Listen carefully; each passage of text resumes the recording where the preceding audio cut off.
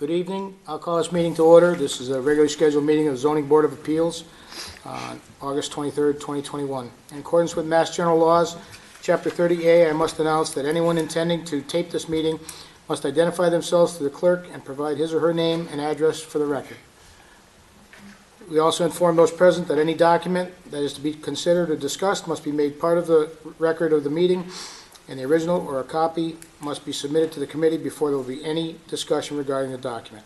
Documents includes photos, plans, drawings, computer printouts, simulation, video presentations, and the like, as well as letters and written materials.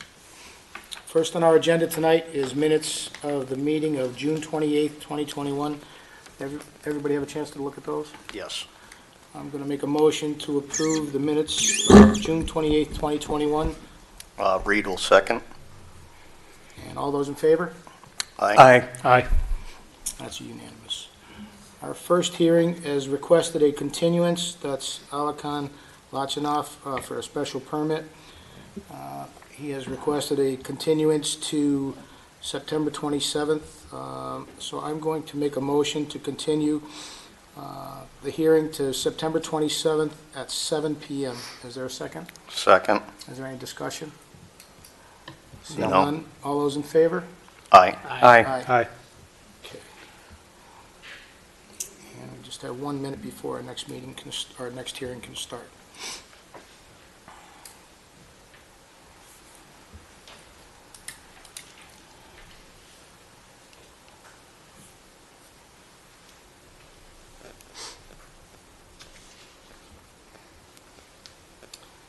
So the actual first hearing tonight will be Desai and Sons, Inc., a variance from 313.8, Table 13.1, landscape buffer requirements, which require a 12-foot landscape buffer between parking and adjacent right-of-way.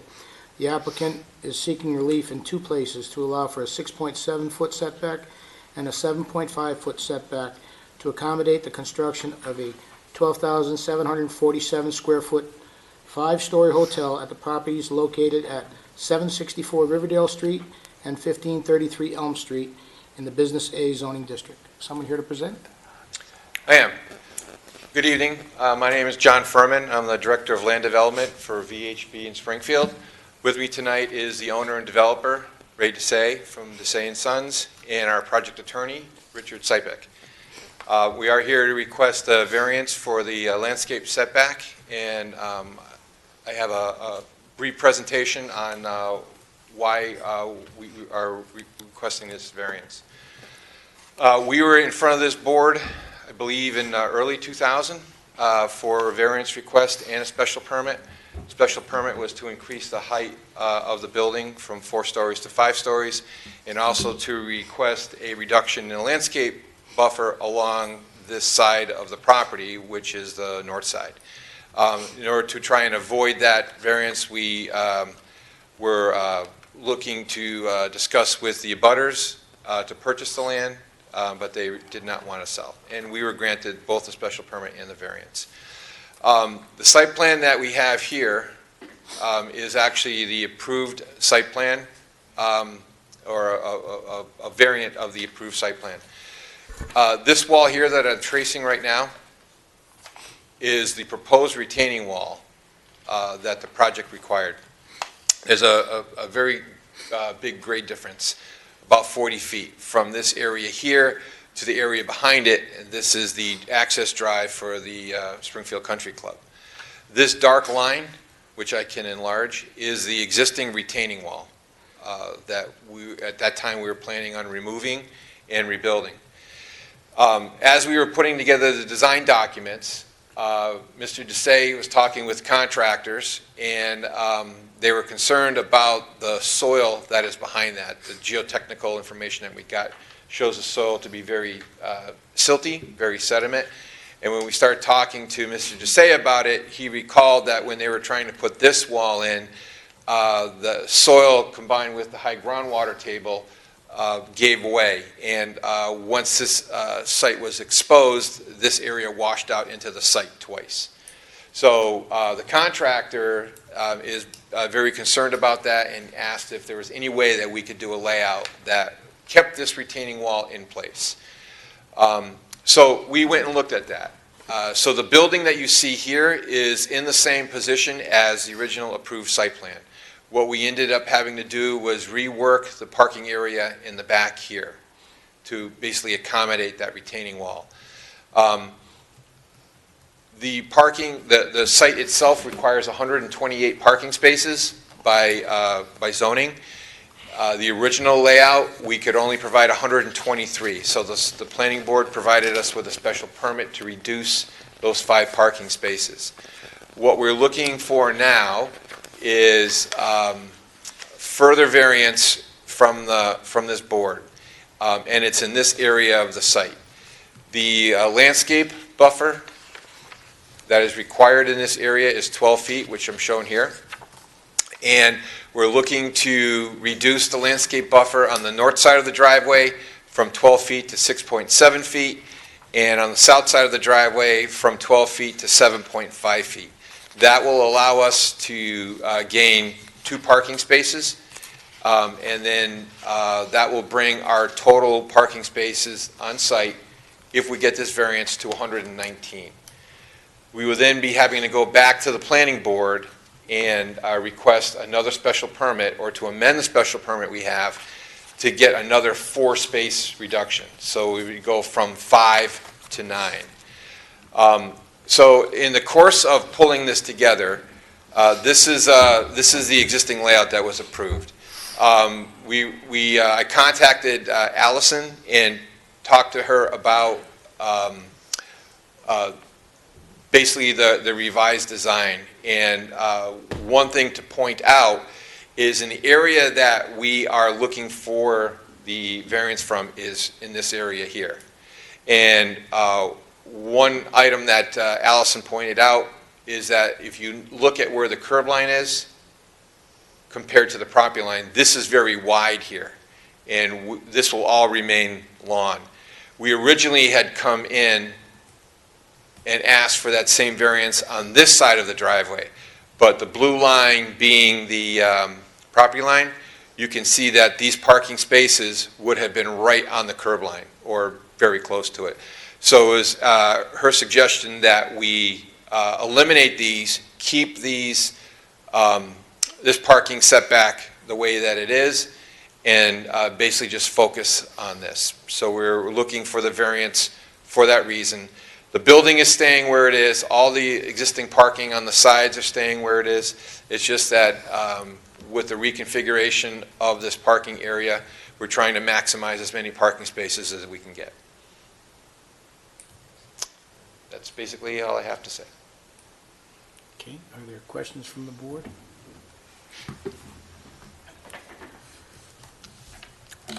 Excuse me, I have none. I have none. John, do you know the distance? You said from Riverdale Street, it looks like the cut to the blue line on your map. If you could go back to the other one. So from, where you were on the right there, the blue line to the road, what is that actual distance? Actual distance, I am not sure. These spaces are 9 feet. So if you crank off 9 feet, there's 1, 2, 3. It's at least 25 feet. Okay, thank you. As a guess, just using the parking space width as a guide. Sure. Joe? I have none. So if this variance is granted, you are aware that you'll have to go back to planning board. Allison, has there been any discussion with the planning board on this to date? No, so as was mentioned, we sort of talked about if the retaining wall had to remain in the current position, what was the best way to accomplish reworking the site and maintaining the necessary parking and site function.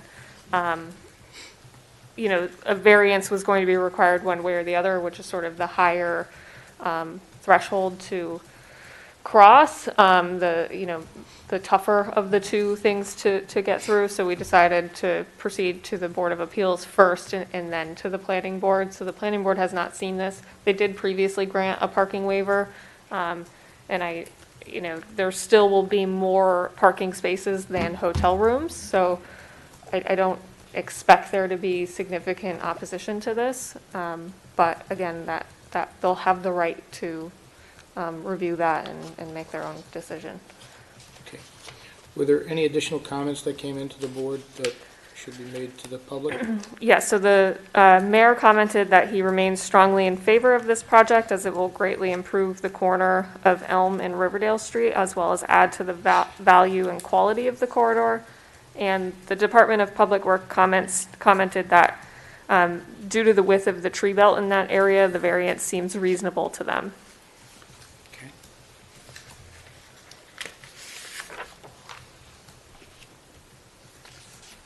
Is there any comment from the audience?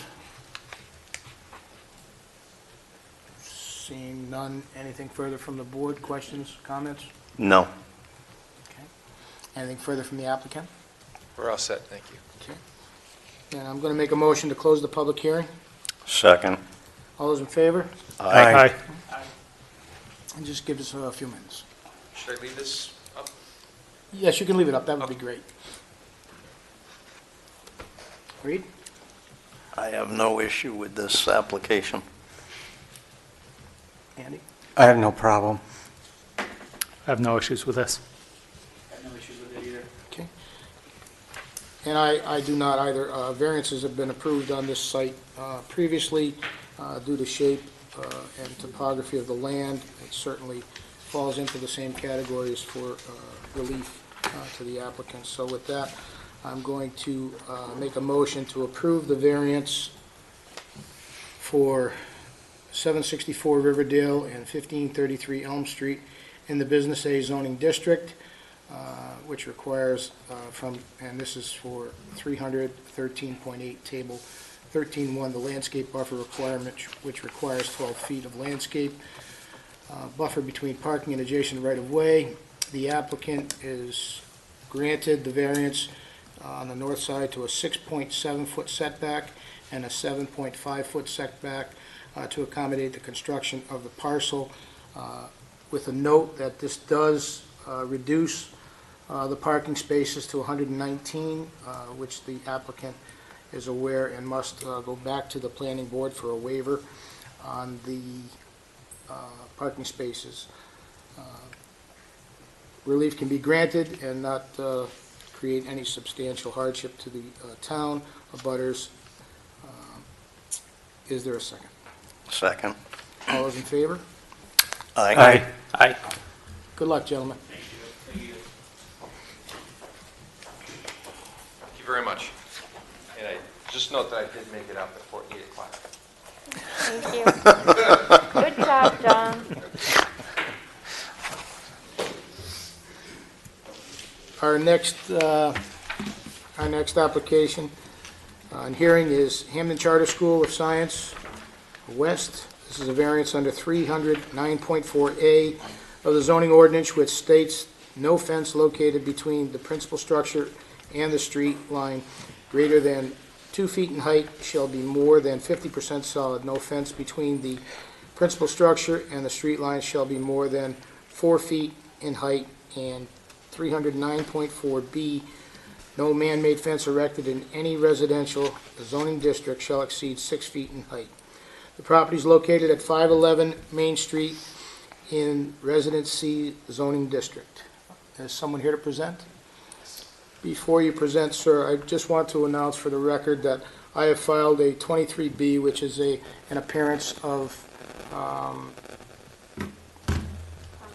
conflict of interest due to the fact that my spouse is a teacher in a competing school district. If there's no objection from the applicant or from the board, we can proceed with me hearing on the hearing. No, I don't have any objection. No Neither do objection? I, sir. Okay, go ahead then, please. Well, you have in front of you, I'm not quite as presenting here tonight as the previous applicant was, but in front of you, you have a program, the application for variance that describes the scope of work and plans that designate where the fences would be. They would be parallel the 12-foot fences that are proposed are located on the Main Street side and the Route 5 side of this property. Use the microphone, sir. Oh, I'm sorry, my mistake. On the Main Street side and the Route 5 side. The idea behind the 12-foot fence is to protect these basically heavily traveled highways in the case of Route 5, and the Main Street has a fair amount of traffic on it at different periods of the day. So that was the primary reason for the 12-foot high fence. It has been lowered to other areas to 8 feet, adjacent to the buildings and facing the inner portions of the campus. Those changes were primarily made as a result of recent market fluctuations, if you will, in terms of material availability and cost. So the scope of the work was reduced to a certain degree. So, are there any specific questions that I might be able to add or clarify? So the board has to find a hardship to grant a variance due to either shape, soil, or topography of the land being Correct. unique in the parcel. I guess I would be looking for the hardship as to why the height and why you need more than 50% coverage for non-visibility through the fencing. Well, it wouldn't be more than 50% non-visible. It's be chain link fence. So it's, So did I read the, No, I think they just put that whole catchphrase in there as part of 300.9.4. okay, because this was pointed out that this would require a variance by the building Right. department. So the hardship is more educational than anything, really, and based on the safety of the abutters and the public. If a ball were to go over a 6-foot fence or an 8-foot fence, there may be an issue. And the school was trying to prevent that. The hardship would be primarily educational.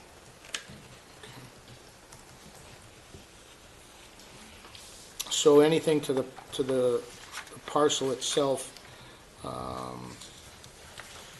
Yeah, those have been reduced, you can see in the plan in red, to 8 feet, simply to keep the ball from going elsewhere on the property, into the parking areas and okay. So is there anything unique to the parcel that requires the 8-foot or 12-foot sections of fence? I understand the hardship, I'm just looking to the uniqueness of the parcel that. Well, we the can find uniqueness, something. I would say, is it's a very confined site. It's almost, excuse me, I keep leaning over here, less than 4 acres. So there are the required number of parking spaces on the site. There are 4 existing structures on the site. So it's a confined site. The intent of the fencing would be to safely give the students a safe place to play and exercise, I should say. It's not really a playground, that's elementary. And the adjacent abutters, if a fence goes over, a ball goes over into, is a residential street on the north side of the site. So that's So the uniqueness is really the size and its relationship. It's abutters. That's the unique, and the need to provide a safe and secure environment. And you mentioned in your presentation that there's areas that you reduced the fencing to 12 feet due to cost and so forth. It was reduced to 8 feet. That's from 12 feet? Yeah, to from the 8 feet. 12, yes. Right. Is there a reason why it was not 8 foot all the way around? And why you have some 12 foot and some? Well, again, the 12 feet are those locations directly parallel to Main Street and parallel to Route 5, and the north abutters, that side of the fence as well. We kept those at the 12 feet for that, because of the unique conditions that we were faced with. Okay. Questions from the board?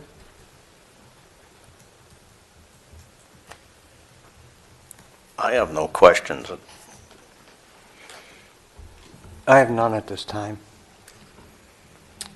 Have there been any safety issues to date where this has become such a necessity? No, I have not. It's more of a precautionary. Yes. The intent of developing these existing grassed areas into more formal exercise areas, if you will, is an educational one, mandated by the Department of Education. So you may be aware, there's a renovation project currently underway at the site for an interior gym, but they're also required to have exterior areas. So that was kind of the driving force behind this. Quick question, or two questions. So they're multi-story buildings, are they 4-unit buildings that's around the fence? Are they 2-story? 2 stories. Two-story, yes. okay. And any access gates in case the ball does go over the 12 feet? Yes, there is. There will be Some access access gates. points. There will be access gates on 2 sides of both fields. Thank you. Anything from planning, Allison? No, I don't have any comments.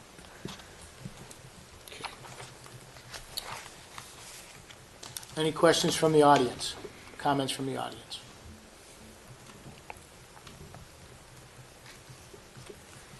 Okay. Anything further from the applicant? Not if you don't have any questions. Just, if you can just help me out on the, I understand the hardship is safety that we're concerned about, but we need to find something within the parcel itself or the structures that are unique, that require, that create a hardship to go higher than what our ordinances allow. Can you just maybe extrapolate for me, or expand that a little bit from what you said? I'm not, Mr. Zimraz, I'm not sure I can. The confined nature of the site, the direct adjacency of buildings with glass in them, the Route 5 and Main Street close by, it's primarily a function of safety and a secure venue, if you will, for students. Okay. Anything further from the board? No. No. I mean, to me, it sounds like I'm hearing a potential topography issue due to the height of Riverdale Road, maybe. And looks like some of this fencing, you have some drainage, proposed drainage behind There is one of the drainage. walls. I know it slopes, it's pretty significantly higher on Yeah, the well, Riverdale the side. height of than- Route 5 over what I call the east field is approximately 6 feet. And so the 12-foot fence, you're only really getting 6 feet of protection Sure. on that side. On the Main Street side, it's not that condition, so. So that's why maybe, It's a function of topography, Okay. that's for sure.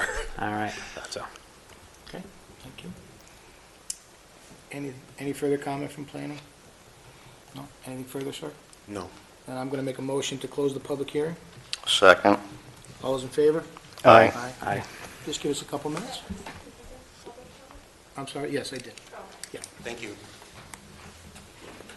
yeah, before I went back to the board. Yeah. Gentlemen? I don't see how this application is a whole lot different than what the town has done at Memorial School or at Vets Field with trying to contain activities and protect abutters. And given that this is a reuse project, this site was pretty significantly overdeveloped by the diocese, at some point. And the topography, you know, the topography as it sits between relatively high traffic counts does sort of warrant this.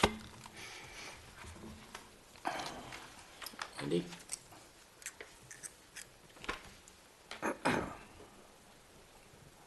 Andy, did you have a comment? My only comment would be, I could see the, the 12-foot high fence toward the Route 5 side, but 12-foot high on Main Street, to me, seems a little excessive. I think maybe an 8-foot high there would be more acceptable. Okay.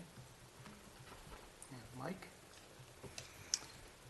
I share Reed's thoughts very similarly. I believe it's very similar to other properties in town for similar use projects. End of the day, whether it's 12 or 8 feet on the front there, I think it's warranted regardless. Okay. And Joe?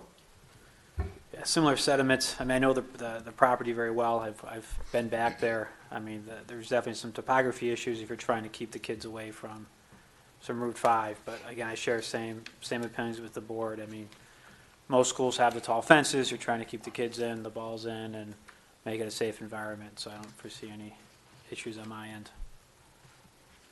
Okay. I share Andy's concerns because of the residential neighborhood. 12-foot fencing is not aesthetically pleasing, but I do understand the concern for safety, and there is a topography issue on the property. So while I feel that it can be granted relief under the variance, I think before I make a motion, I'd like to get the sentiments of the board on the, I'll call it the front side of the property being Main Street, consideration of what Andy said, being an 8-foot variance as opposed to a 12-foot variance. I'm certainly amenable to it on 8-foot fence. I mean, 12 probably would work better depending on what it is they plan to do there, but they can also tailor their activities so that it works with an 8-foot fence. Okay. Mike? Yeah, I mean, I've already said either way, I'd be okay with an 8 or a 12. Okay. And Joe? Yeah, same with it being chain link. I mean, you can see through it. I mean, 12 is high, but if that's what they feel they need, I don't see the difference between an 8 or a 12-foot as long as it's see-through. Okay, so I'm going to make a motion, and the board can feel free to amend it when we go into consideration of it. I am going to make a motion to approve the variance at 511 Main Street in a Residence C, RC zoning district, excuse me, that no fence between the principal structure and the street line should be more than 4 feet in height. We amend that to the Route 5 section of the area to be allowed to be 12-foot in height, and no man-made fence be erected in any residential zoning district. 309.4 exceeds 6 feet in height, and amend and allow variance to an 8-foot height section being on the Main Street side of the property.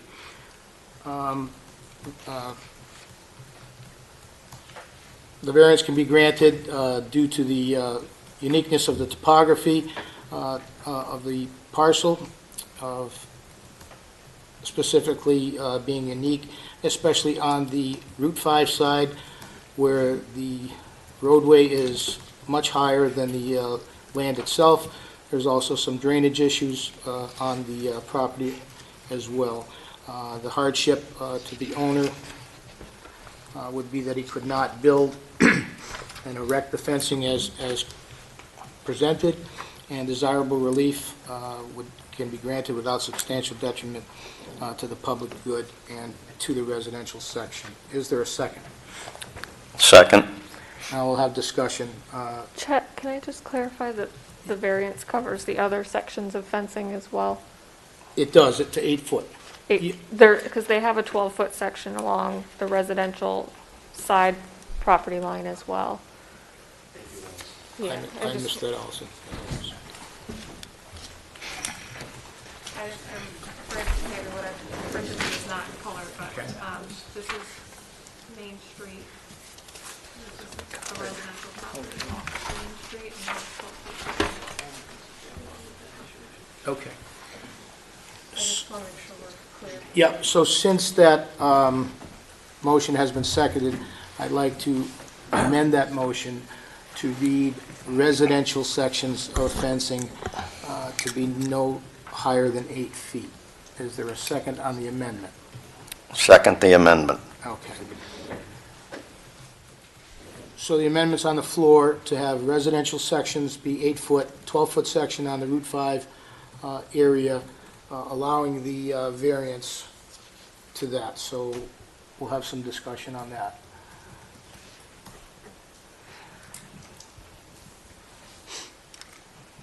Thank you, Allison.